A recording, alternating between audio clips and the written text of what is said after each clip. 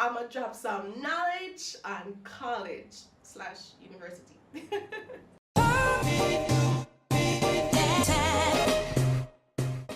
Hey guys, it's your girl Shelone. Welcome back to my channel. If you're new here, hit that subscribe button for me, please. Thank you very much. Yes, my hair itching because it's been 6 weeks and it don't get a good proper wash. Anyways, I just want to come on here real quick and just share with you some knowledge that I've gained over the years. I graduated from university about a couple years now. Yeah, I don't want to, my age is my business. But and I just thought, I've been wanting to do this video for a little while now, and I didn't get around to doing it. And I think now that I've gotten to where I am in my career, I can definitely give some tips and tricks. Well, not tricks, we ain't tricking folks out here, but definitely give some tips and just drop some knowledge on things that people don't really want to tell you in college, or things that are I want to dispel some myths, pretty much, in a nutshell. I don't know why that was so hard to come out. So yeah, number one, group work. Yes, I said it, group work, this thing that everybody runs away from and loathes group work and all of that. Let's be real here. If you plan to work in an organization of any kind, group work is very important. So I'm just gonna tell you, just find a way to love it. Find a way to make it work. Because if you want to work in large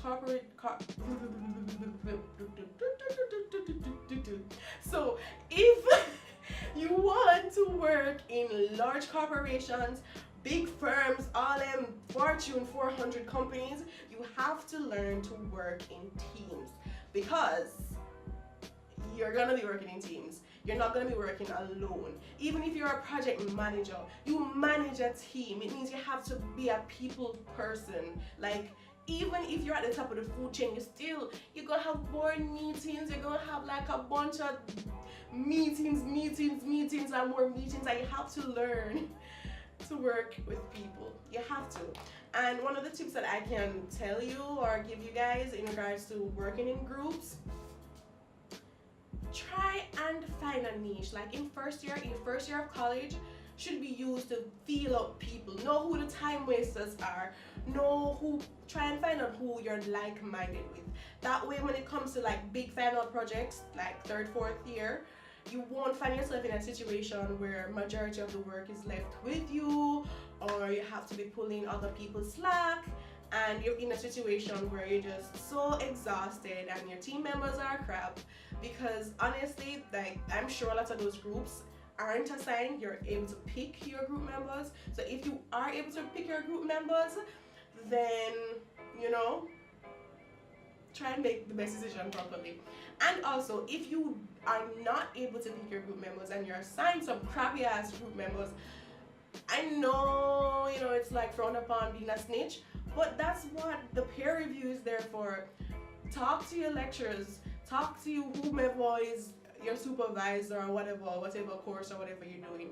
Talk to them, let them know that this person isn't pulling their slack, isn't pulling their weight, and find out if that supervisor, your teacher, can do something about it, or have them come onto your group. Like, what are you willing to sacrifice your entire grade and possibly your entire GPA because you're too afraid to tell somebody that, hey, listen, pull your weight, and and if they're not doing it, you're afraid to tell your supervisor, your teacher about them? Like, no, sweetie, life is too short to put your life in jeopardy over some lazy ass people. Don't do it. Don't do it. So another tip that I also did in college / university was I tried to find someone who was in the same major as I was, the same electives, and I basically became closer friends with them. I mean, it kind of happened by chance, but it's really good to have a friend who does similar classes or the same classes as you do. I'm not saying that you should be a freeloader and just completely rely on the person going to class and you do whatever the hell you want to do, but it will be very helpful in scenarios where you might miss a class. Life happens, you miss something, or sometimes you're in that class and you're there, but you necessarily weren't paying attention and you missed a really useful point of information regarding an assignment. So it's really good to have someone, you know, someone that you knock heads with that share the same courses as you do, so that you can sort of like, you know, bounce your energy off each other, keep both of you accountable for what you're doing in each of your courses.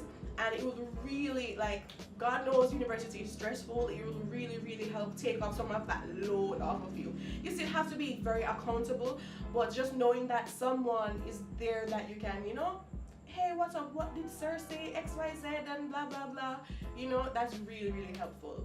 So this is my third and final tip, because I just want to do a top 3, no bother with a bagel chatting. So my third final tip is to try and prioritize. And I don't mean, let's say, okay, I'm gonna like pay attention in class today versus go and sit down under the tree and whatever. This is college survival. You have to be able to prioritize.